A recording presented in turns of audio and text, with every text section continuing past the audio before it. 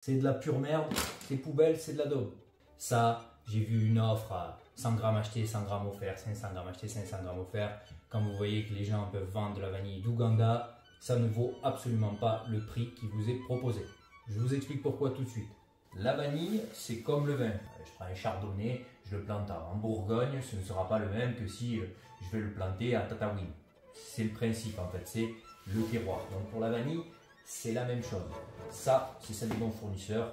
Bourbon Madagascar, vous la connaissez, vous avez déjà commandé, donc vous la connaissez. Celle qui est à 180 € le kilo livré. Là, vous avez un petit peu moins de 250 grammes. Celle-ci, ça fait peut-être 3 mois qu'elle est à l'air libre comme ça dans une boîte.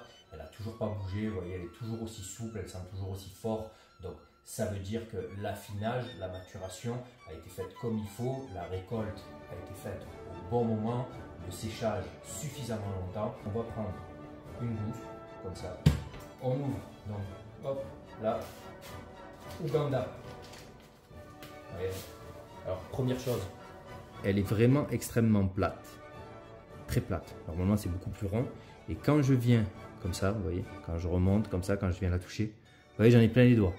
Donc ça, c'est absolument pas normal. Ça veut dire que les gousses sont potentiellement fendues. Donc ça veut dire qu'au niveau de l'ébouillantage, ou de l'affinage, ou du séchage, il y a quelque chose qui a foiré, et du conditionnement, je ne sais pas. Donc voilà, l'Ouganda déjà, ça commence très mal. Là, on est sur l'Ouganda, et là, on est sur la Bourbon Madagascar de mon fournisseur. D'accord? Donc celle-là, je vous dis, c'est une autre variété, c'est la Pompona. Donc normalement, les Pomponas sont beaucoup plus grandes, beaucoup plus larges. Une Pompona, voilà, comme celle-ci d'Ouganda, qui serait cultivée par notre fournisseur à Madagascar, aurait un aspect bien plus gonflé, serait bien plus charnu, bien plus joli et certainement mieux affiné. On va les ouvrir. Je viens prélever le grain. Bien, hop, sur le côté. On fait pareil.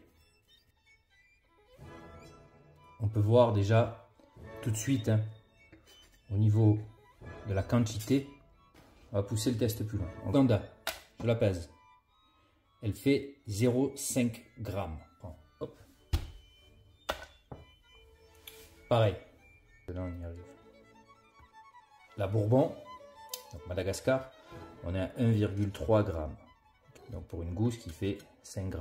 Et sur la Ouganda, hop, on est à 0,9 voire 0,8 g. Conclusion. La vanille, je vous le disais, comme pour le vin, et comme pour tout produit issu de l'agriculture, va dépendre de la variété, l'endroit où elle est cultivée, et la méthode qui est employée pour la cultiver, donc l'agriculteur. Ne vous fiez pas à n'importe quel site qui vous propose de la vanille, il en existe de tout type et de toute qualité. Et merci.